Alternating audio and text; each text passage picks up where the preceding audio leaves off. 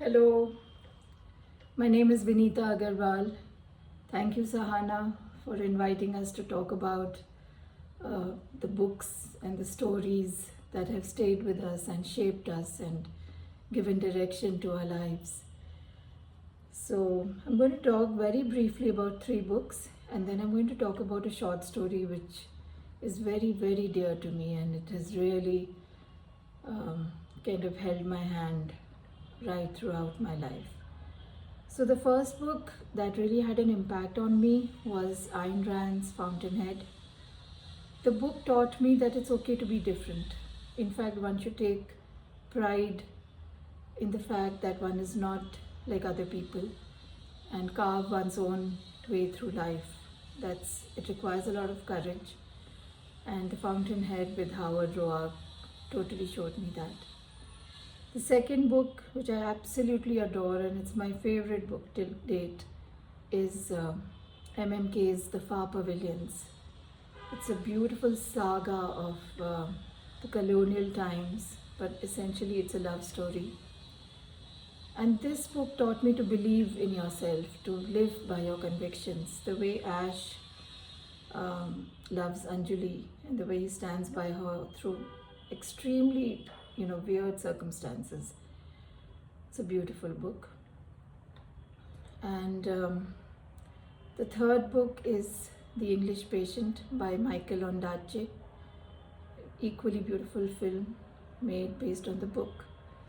It's an absolutely wonderful book about love and loyalty and the flux and the dynamics of our times and war and saving everything that you hold dear in life.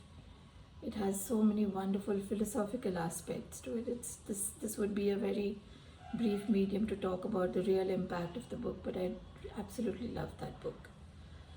Now I'm going to talk about a short story which is called Let's Go Home. It's written by Keolin Seo, who is a Chinese Sikkimese writer. I think he's based out of Calcutta, born in 1936 or thereabouts.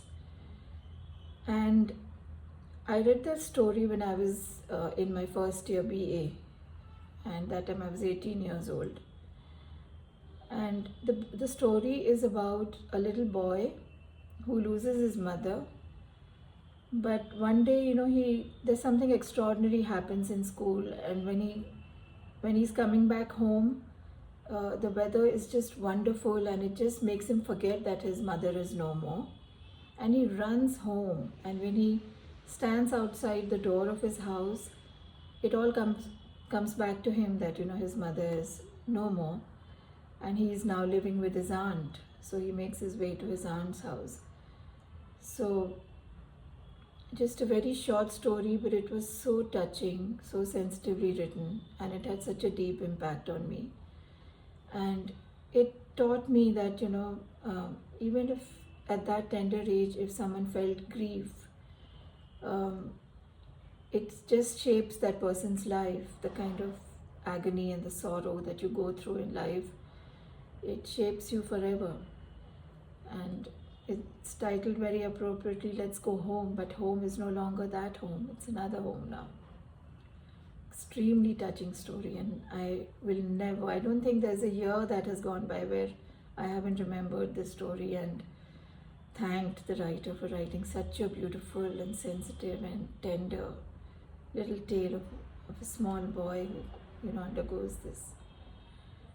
So basically, yes, all I want to say is that the stories that we read, the books that we read, the way we imbibe them in our lives is by no means a small exercise. It's the best way to shape our own lives, because we take from books certain philosophies, certain meaningful ideas and significant ways of living, and we try to imbibe them in our own lives.